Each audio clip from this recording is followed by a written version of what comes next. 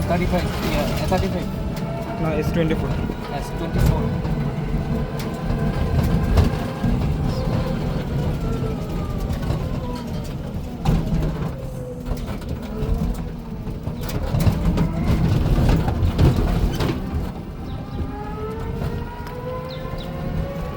এর আগে একটা 12,000 টাকার মোবাইল প্রায় 5-6 বছর ইউজ করছি। তার আগে একটা দামি ছিল, জুয়েলে যখন করতাম তখন দামি ফোন ছিল, HTC একটা ছিল 27,000 টাকা।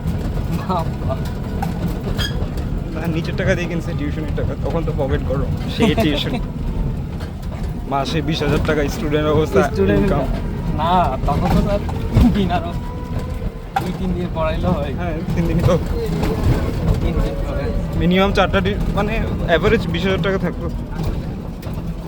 আমাদের দিকে চুয়েটের স্টুডেন্ট বললেই হয়।